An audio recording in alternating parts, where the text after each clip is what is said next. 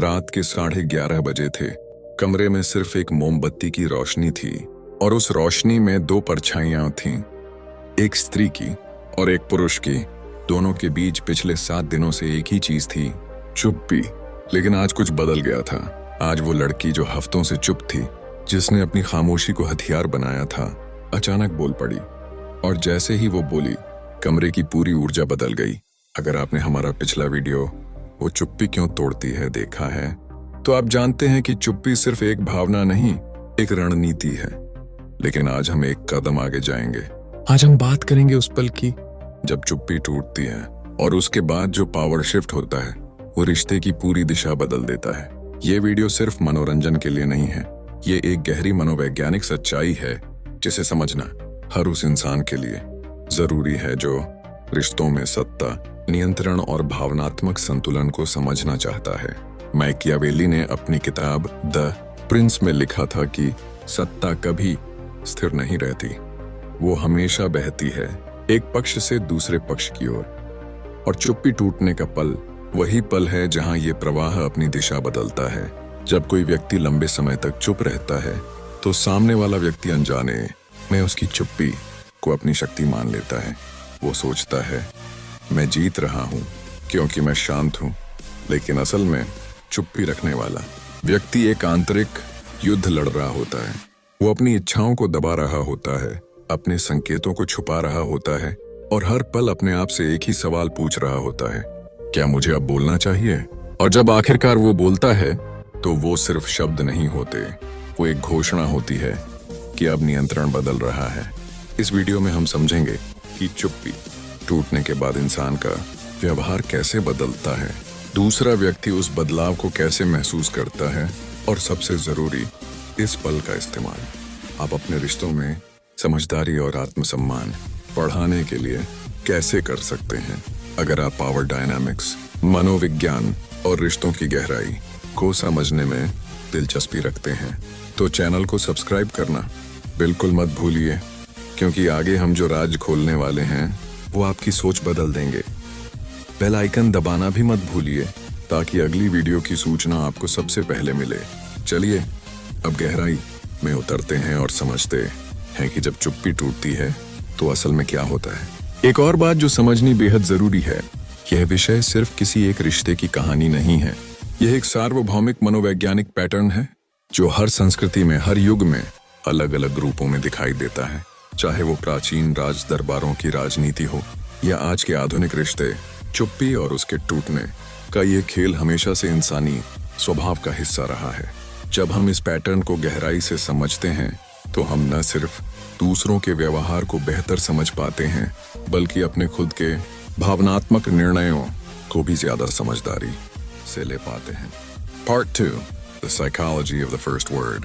जब कोई व्यक्ति लंबी चुप्पी के बाद पहला शब्द बोलता है, तो वो शब्द किसी सामान्य बातचीत जैसा नहीं होता।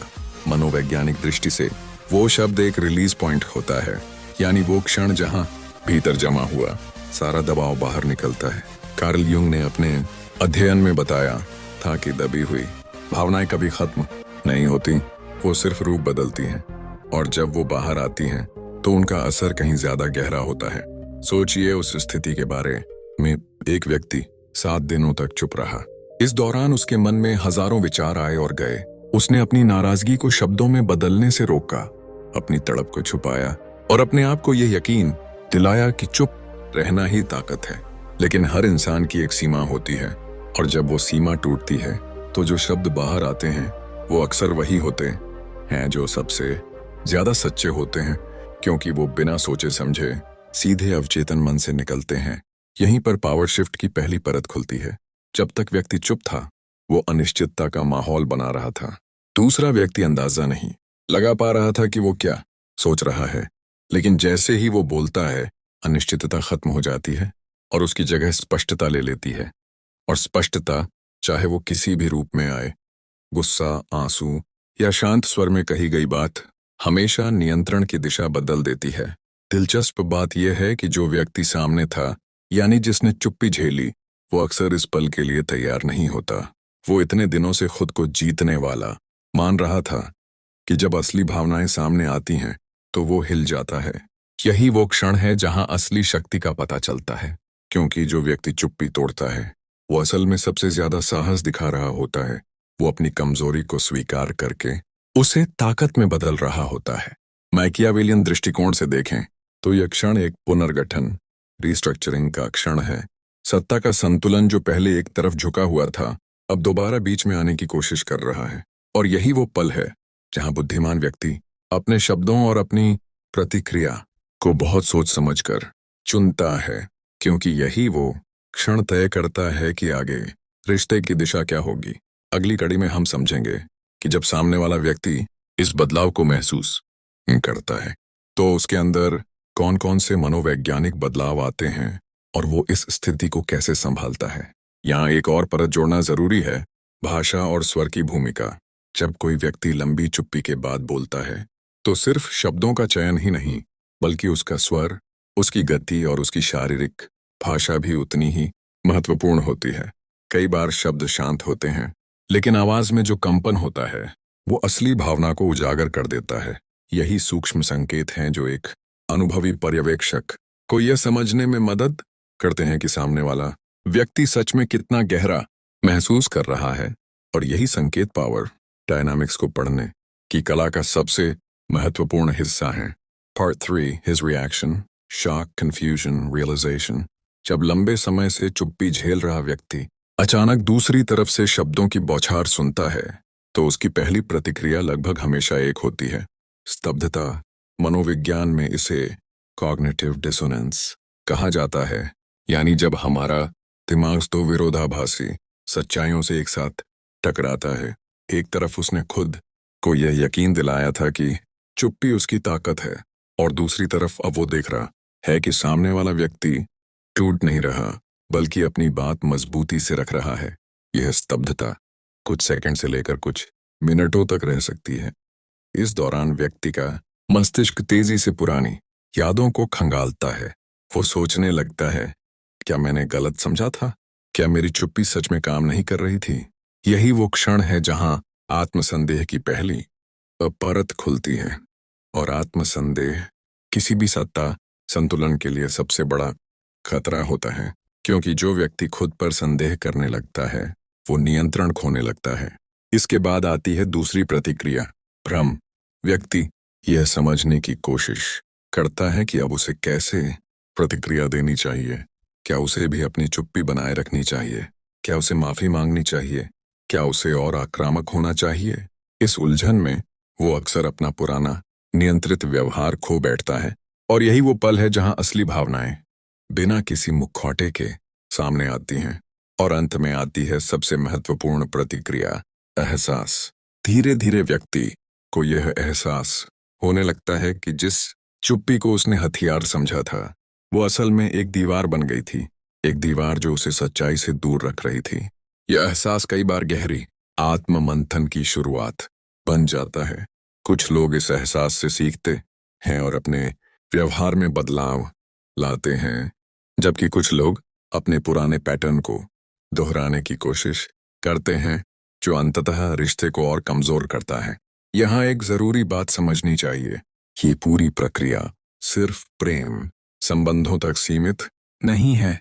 ये दफ्तर में, परिवार में, दोस्ती में, हर जगह लागू होती है।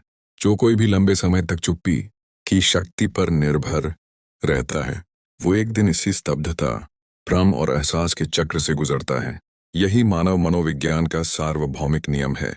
अगली कड़ी में हम बात करेंगे कि इस पावर शिफ्ट के दौरान वो व्यक्ति जो चुप्पी तोड़ता है उसकी मानसिक स्थिति कैसी होती है और वो इस नई मिली ताकत का इस्तेमाल कैसे करता है। एक दिलचस्प बात यह भी है कि यह स्तब्धता और भ्रम अक्सर व्यक्ति के अतीत के अनुभवों से भी जुड़ी होती है। अगर किसी व्यक्ति का बचपन ऐसे माहौल में बीता हो जहां भावनाओं को दबाना सामान्य माना जाता था, तो उसके लिए सामने वाले व्यक्ति की अचानक भावनात्मक अभिव्यक्ति और भी ज्यादा चौंकाने वाली होती है। यह गहरी मनोवैज्ञानिक परत बताती है कि हमारी प्रतिक्रियाएं सिर्फ वर्तमान स्थिति से नहीं बल्कि हमारे पूरे भावनात्मक इतिहास से आकार लेती हैं। और यही समझ हमें दूसरों के प्रति और ज्यादा सहानुभूति रखने में मदद करती है। Part 4 Her New Position of Strength। अब आइए उस व्यक्ति की मनोदशा को समझें जिसने आखिरकार चुप्पी तोड़ी। ये समझना जरूरी है कि चुप्पी तोड़ना कमजोरी की निशानी नहीं, बल्कि एक गहरी आंतरिक शक्ति का प्रमाण है।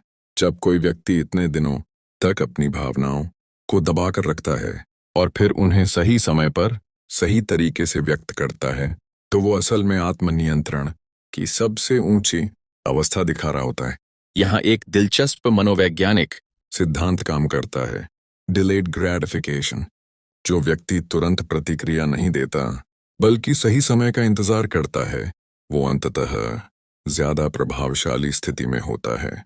जब वो बोलता है तो उसके शब्दों में वजन होता है, क्योंकि वो जल्दबाजी में नहीं बल्कि सोच समझकर बोले गए होते हैं। यही वजन है जो सामने वाले व्यक्ति को हिला देता है और पावर शिफ्ट को जन्म देता है।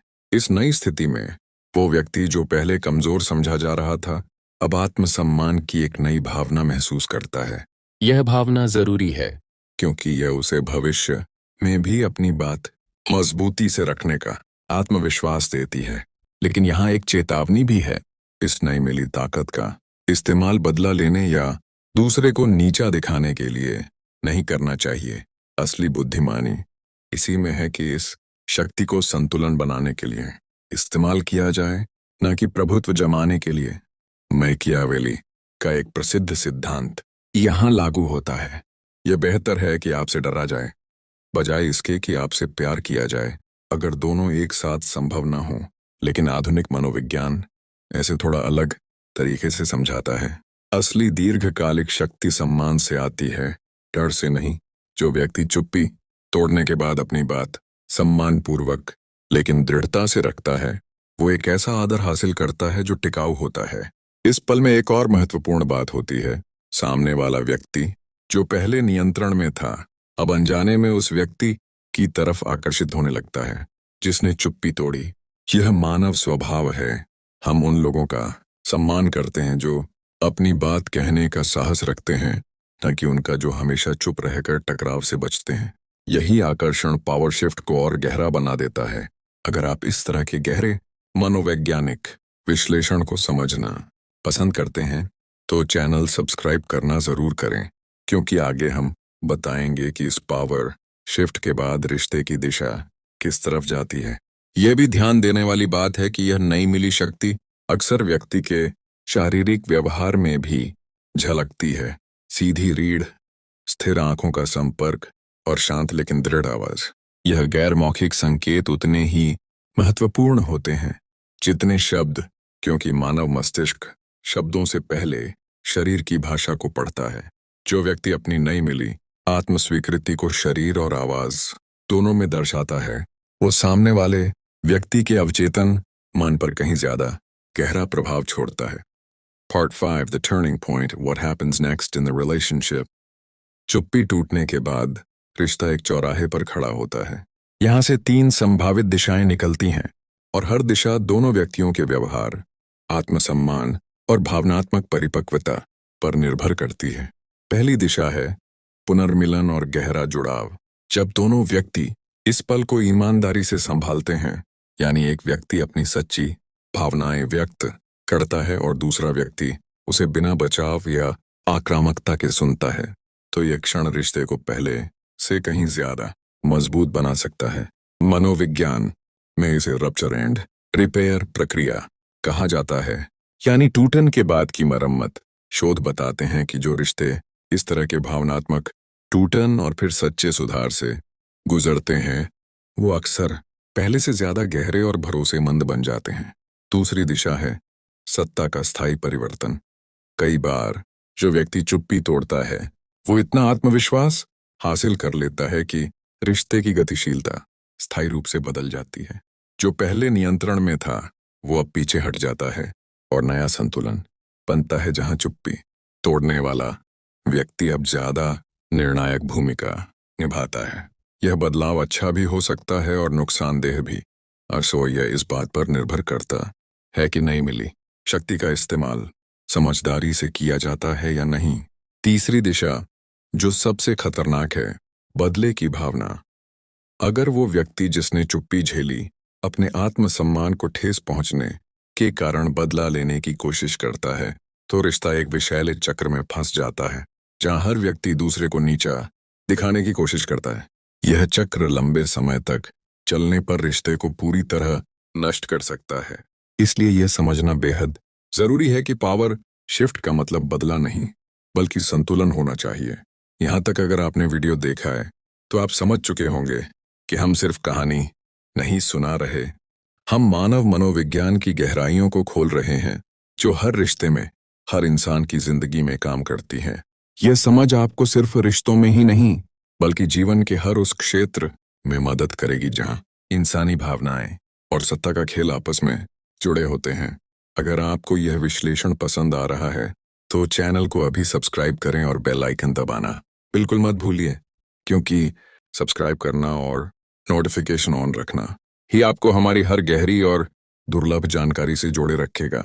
यह सपोर्ट हमें ऐसी और गहरी सामग्री बनाने की ताकत देता है। एक अतिरिक्त पहलू जो अक्सर नजरअंदाज किया जाता है वो है समय की भूमिका।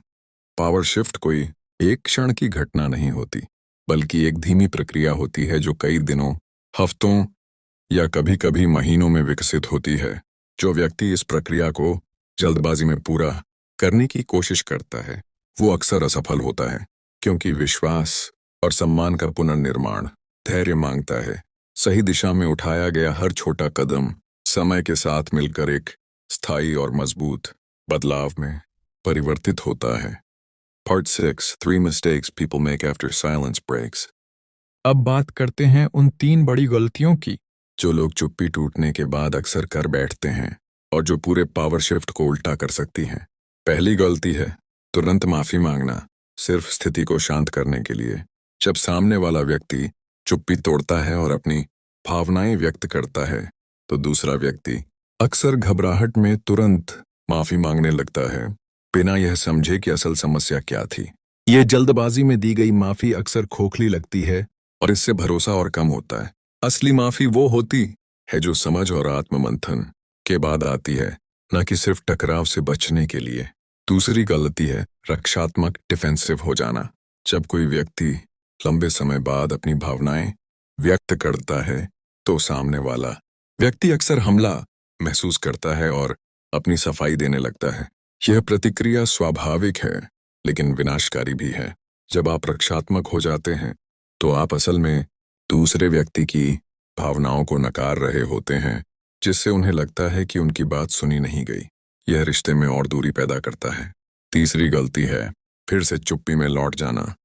कई बार जो व्यक्ति पावर खो रहा होता है वो असुरक्षा महसूस करते हुए फिर से चुप्पी का सहारा लेता है, यह सोचकर कि शायद चुप रहकर वो दोबारा नियंत्रण हासिल कर लेगा। लेकिन यह रणनीति अब काम नहीं करती, क्योंकि सामने वाला व्यक्ति पहले ही एक बार अपनी आवाज उठा चुका है और वो जानता है कि उसकी आवाज का असर होता है। दोबारा चुप्पी अपनाना अक्सर रिश्ते को स्थायी रूप से तोड़ देता है। इन तीनों गलतियों से बचने का एक ही तरीका है, भावनात्मक परिपक्वता। इसका मतलब है कि सामने वाले व्यक्ति की बात को बिना बचाव के, बिना जल्दबाजी के और पूरी ईमानदारी से सुनना। यह सुनना ही असली शक्ति है, क्योंकि जो व्यक्ति सच में सुनना जानता है वो कभी भी सत्ता का संतुलन नहीं खोता। मैकियावेली ने कहा था कि एक बुद्धिमान शासक हमेशा अपनी प्रतिक्रियाओं पर नियंत्रण रखता है, चाहे परिस्थिति कैसी भी हो। यही सिद्धांत रिश्तों में भी लागू होता है। जो व्यक्ति अपनी भावनाओं पर नियंत्रण रखते हुए समझदारी से प्रतिक्रिया देता है वो हमेशा दीर्घकालिक रूप से मजबूत स्थिति में रहता है। अगली कड़ी में हम बात करेंगे कि किस तरह से चुप्पी तोड़ने वाला व्यक्ति अपनी नई मिली शक्ति को स्थायी बना सकता है बिना उसे खोए। एक व्यावहारिक उदाहरण से इसे समझें। मान लीजिए किसी रिश्ते में एक व्यक्ति ने हफ्तों की चुप्पी के बाद अपनी नाराजगी व्यक्त की। अगर सामने वाला व्यक्ति तुरंत रक्षात्मक हो जाता है तो टकराव बढ़ता है, लेकिन अगर वो शांति से सुनता है, अपनी गलती स्वीकार करता है और आगे बदलाव का वादा करता है बिना बहाने बनाए, तो यही वो क्षण है जहां रिश्ता वास्तव में मजबूत होना शुरू होता है। ये छोटा सा अंतर ही तय करता है कि रिश्ता आगे बढ़ेगा या बिखर जाएगा। Part 7. How to sustain this new power without losing yourself. अब सवाल यह है, जिस व्यक्ति ने चुप्पी तोड़ी और नई शक्ति हासिल की, वो इसे स्थायी कैसे बनाए रखे? यह एक नाजुक संतुलन है, क्योंकि नई मिली ताकत को गलत तरीके से संभालने पर वो जल्दी ही गायब हो सकती है। सबसे पहला सिद्धांत है निरंतरता। एक बार भावनाएं व्यक्त करने से रिश्ता नहीं बदलता। असली बदलाव तब आता है जब व्यक्ति लगातार अपनी सीमाएं, बाउंड्रीज स्पष्ट रखता है। इसका मतलब है कि अगर आपने एक बार अपनी बात कह दी, तो अब आपको यह भी दिखाना होगा कि आप अपनी बात पर टिके रहते हैं। जो लोग एक बार बोलकर फिर पुराने पैटर्न में लौट जाते हैं, वो अपनी नई मिली शक्ति जल्दी खो देते हैं। दूसरा सिद्धांत है आत्मसम्मान बनाए रखना बिना अहंकार के। ये बहुत महीन रेखा है। जब आप नई शक्ति महसूस करते हैं, तो यह लालच पैदा हो सकता है कि आप उस शक्ति का इस्तेमाल दूसरे को नीचा दिखाने के लिए करें, लेकिन असली मनोवैज्ञानिक बुद्धिमत्ता इसी में है कि आप अपनी शक्ति को शांति से बिना दिखावे के इस्तेमाल करें। जो व्यक्ति अपनी ताकत को चुपचाप आत्मविश्वास के साथ जीता है, वो उस व्यक्ति से कहीं ज्यादा सम्मान पाता है जो अपनी जीत का बार बार एहसास कराता है। तीसरा सिद्धांत है भावनात्मक पारदर्शिता। अब जब चुप्पी की दीवार टूट चुकी है, तो सबसे बेहतर रणनीति है कि उसे दोबारा न बनाया जाए। इसका मतलब यह नहीं कि आप हर छोटी बात पर बहस करें, बल्कि यह कि जब भी कोई महत्वपूर्ण भावना हो, उसे समय पर स्पष्ट रूप से व्यक्त करें। जो रिश्ते खुले संवाद पर बनते हैं, वो चुप्पी और अटकलों पर बने रिश्तों से कहीं ज्यादा मजबूत और टिकाऊ होते हैं। यहाँ एक गहरी सच्चाई है जो अक्सर नजरअंदाज की जाती है। असली शक्ति कभी दूसरे को नियंत्रित करने से नहीं आती, बल्कि खुद पर नियंत्रण रखने से आती है। जो व्यक्ति अपनी भावनाओं, अपनी प्रतिक्रियाओं और अपने शब्दों पर नियंत्रण रखता है, वो किसी भी रिश्ते में, किसी भी परिस्थिति में हमेशा स्थिर और मजबूत बना रहता है। यही आत्मनियंत्रण चुप्पी और शब्दों दोनों से कहीं ज्यादा शक्तिशाली है। एक चौथा सिद्धांत भी यहाँ जोड़ना जरूरी है, कृतज्ञता। जब सामने वाला व्यक्ति सच में सुनने, समझने और बदलने की कोशिश करता है, तो उसकी उस कोशिश को पहचानना और सराहना बेहद जरूरी है। जो व्यक्ति सिर्फ मांगता रहता है बिना कभी सराहना दिखाए, वो धीरे धीरे रिश्ते में नई कड़वाहट पैदा कर देता है। असली और स्थायी संतुलन तभी बनता है जब दोनों पक्ष एक दूसरे की कोशिशों को खुले दिल से पहचाने। अगली कड़ी में हम एक ऐतिहासिक उदाहरण के जरिए समझेंगे कि कैसे बड़े नेताओं और सम्राटों ने चुप्पी और शब्दों के इस खेल का इस्तेमाल करके सत्ता हासिल की थी। आधुनिक मनोविज्ञान में भी इस सिद्धांत का समर्थन मिलता है। शोधकर्ताओं ने पाया है कि जो जोड़े अपनी असहमति को दबाने के बजाय सही समय पर सम्मानजनक तरीके से व्यक्त करते हैं, उनके रिश्ते लंबे समय तक टिकते हैं, बजाय उन जोड़ों के जो या तो हमेशा चुप रहते हैं या हमेशा टकराव में उलझे रहते हैं। यह संतुलन ही वो कुंजी है जो किसी भी रिश्ते को स्थायित्व और गहराई दोनों प्रदान करती है। Part 8. Historical Parallel. Silence and Power in History. इतिहास में सत्ता, चुप्पी और शब्दों के इस खेल के कई गहरे उदाहरण मिलते हैं। रोमन सम्राट ऑगस्टस, जिन्होंने जूलियस सीजर के बाद रोम की बागडोर संभाली, अपनी शांत और संयमित प्रकृति के लिए जाने जाते थे। जहां सीजर आक्रामक और सीधे टकराव में विश्वास रखते थे, वहीं ऑगस्टस ने चुप्पी और धैर्य को अपना हथियार बनाया। वो लंबे समय तक अपने विरोधियों को देखते रहते, उनकी चालों को समझते रहते और जब सही समय आता तभी निर्णायक कदम उठाते। उनकी यह रणनीति इतनी सफल रही कि वो 40 वर्षों से अधिक समय तक रोम पर शासन करते रहे। इसी तरह भारतीय इतिहास में सम्राट अशोक का उदाहरण भी दिलचस्प है। कलिंग युद्ध के बाद अशोक ने लंबे समय तक आत्ममंथन किया। ये एक तरह की आंतरिक चुप्पी थी, जहां उन्होंने अपने भीतर के द्वंद्व को समझने का समय लिया, और जब उन्होंने अपना निर्णय सार्वजनिक किया कि वो अब अहिंसा और धर्म के मार्ग पर चलेंगे, तो उस घोषणा ने पूरे साम्राज्य की दिशा बदल दी। यह चुप्पी टूटने का एक ऐतिहासिक उदाहरण है, जहां मौन के बाद आए शब्दों ने इतिहास की धारा मोड़ दी। मैकियावेली ने भी अपने लेखन में इस सिद्धांत को बार बार दोहराया कि एक चतुर शासक हमेशा अपने पत्ते तुरंत नहीं दिखाता। वो अपने विरोधियों को अनिश्चितता में रखता है और जब समय आता है तभी अपनी असली मंशा प्रकट करता है। यही रणनीति व्यक्तिगत रिश्तों में भी लागू होती है। जो व्यक्ति अपनी भावनाओं को समझदारी से सही समय पर व्यक्त करता है वो हमेशा दूसरों की तुलना में ज्यादा प्रभावशाली स्थिति में होता है। इन ऐतिहासिक उदाहरणों से हमें एक गहरा सबक मिलता है।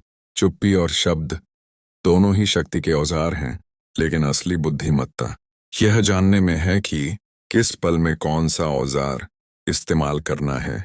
जो व्यक्ति हमेशा चुप रहता है वो अपनी बात कभी नहीं मनवा पाता, और जो व्यक्ति हमेशा बोलता रहता है वो अपनी बात का महत्व खो देता है। असली शक्ति संतुलन में है, सही समय पर चुप रहना और सही समय पर बोलना। अगली कड़ी में हम बात करेंगे कि आप अपनी निजी जिंदगी में इस संतुलन को कैसे पहचान सकते हैं और इस्तेमाल कर सकते हैं। एक और ऐतिहासिक झलक प्राचीन चीन के दार्शनिक सुन त्जू ने अपनी प्रसिद्ध रचना द आर्ट ऑफ वॉर में लिखा था कि सबसे बड़ी जीत वो होती है जो बिना युद्ध के हासिल की जाए। यही सिद्धांत भावनात्मक रिश्तों पर भी लागू होता है। सबसे मजबूत पावर शिफ्ट वो नहीं जो चीख पुकार या टकराव से आता है, बल्कि वो जो शांत, आत्मविश्वासी और सुनियोजित शब्दों से आता है। यही रणनीति है जो स्थायी सम्मान और प्रभाव पैदा करती है। इसी कड़ी में एक और ऐतिहासिक हस्ती का जिक्र जरूरी है, मुगल सम्राट अकबर, जिन्हें अपने धैर्य और सुनने की कला के लिए जाना जाता था। अकबर अक्सर अपने दरबारियों की बातें ध्यान से सुनते, बिना तुरंत प्रतिक्रिया दिए, और यही आदत उन्हें एक बुद्धिमान और न्यायप्रिय शासक बनाती थी। जब वो बोलते तो उनके शब्दों का वजन पूरे साम्राज्य में महसूस होता था। यही सिद्धांत हमें सिखाता है कि सुनना, चुप रहना और सही समय पर बोलना, ये तीनों मिलकर ही असली नेतृत्व और असली शक्ति की नींव रखते हैं। Part 9 Practical Application Recognizing Your Own Power Shift Moments। अब तक हमने सिद्धांत और इतिहास दोनों को समझा। अब बात करते हैं आप अपनी निजी जिंदगी में इस पावर शिफ्ट के क्षणों को कैसे पहचान सकते हैं और उनका सही इस्तेमाल कैसे कर सकते हैं। सबसे पहला संकेत है जब आप महसूस करें कि आपकी चुप्पी अब ताकत नहीं बल्कि बोझ बन गई है। अगर आप किसी रिश्ते में लंबे समय से चुप हैं और वो चुप्पी आपको राहत नहीं बल्कि तनाव दे रही है, तो ये संकेत है कि अब बोलने का समय आ गया है। चुप्पी तभी तक शक्तिशाली है जब तक वो सोच समझकर नियंत्रण में रखी गई हो। जब वो सिर्फ डर या टालमटोल बन जाए तो वो अपनी शक्ति खो देती है। दूसरा संकेत है जब आपके शब्द तैयार हों लेकिन आप सही पल का इंतजार कर रहे हों। यह इंतजार कमजोरी नहीं, बुद्धिमत्ता है। लेकिन ध्यान रखें, यह इंतजार अनंत नहीं होना चाहिए। बहुत ज्यादा इंतजार करने से भावनाएं अंदर ही अंदर सड़ने लगती हैं और जब वो बाहर आती हैं तो अक्सर बेकाबू हो जाती हैं। सही संतुलन यह है कि आप अपनी भावनाओं को समझें, उन्हें स्पष्ट करें और फिर उन्हें शांत, आत्मविश्वासी तरीके से व्यक्त करें, न बहुत जल्दी न बहुत देर से। तीसरा संकेत है जब आप देखें कि सामने वाला व्यक्ति आपकी चुप्पी का गलत फायदा उठा रहा है। कुछ लोग दूसरे की चुप्पी को कमजोरी समझकर उसका शोषण करने लगते हैं। ऐसी स्थिति में चुप्पी तोड़ना सिर्फ एक विकल्प नहीं बल्कि आत्मसम्मान की रक्षा के लिए जरूरी कदम बन जाता है। यहाँ चुप्पी तोड़ना एक स्वस्थ सीमा, बाउंड्री तय करने का तरीका है, न कि सिर्फ भावनात्मक विस्फोट।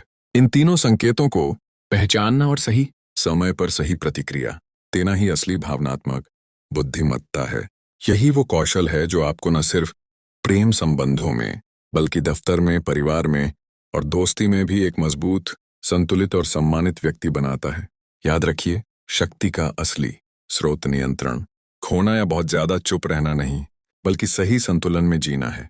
इसके अलावा ये भी समझना जरूरी है कि हर इंसान की चुप्पी और अभिव्यक्ति की सीमा अलग होती है। कुछ लोग स्वभाव से ज्यादा आरक्षित होते हैं और उनके लिए भावनाएं व्यक्त करना ज्यादा चुनौतीपूर्ण होता है। ऐसे में आत्म जागरूकता सबसे जरूरी उपकरण बन जाती है। यह पहचानना कि आपकी चुप्पी कब सुरक्षा का साधन है और कब वो सिर्फ डर से बचने का एक तरीका बन गई है। यही आत्म जागरूकता आपको हर परिस्थिति में सही निर्णय लेने की शक्ति देती है। आखिर में यह भी याद रखें कि किसी और के व्यवहार को बदलना आपके हाथ में नहीं है।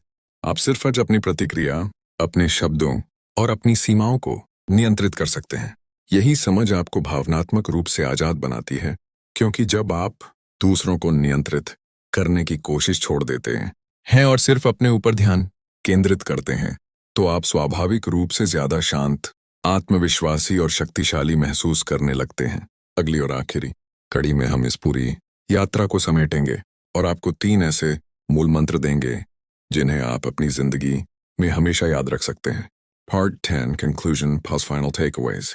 तो आज हमने एक गहरी यात्रा तय की, चुप्पी टूटने के उस पल से लेकर उसके बाद होने वाले पावर शिफ्ट तक, उन गलतियों तक जो लोग अक्सर कर बैठते हैं, इतिहास के उन उदाहरणों तक जहां चुप्पी और शब्दों ने साम्राज्यों की दिशा बदली, और अंत में उन व्यावहारिक संकेतों तक जो आपको अपनी जिंदगी में यह संतुलन पहचानने में मदद करेंगे।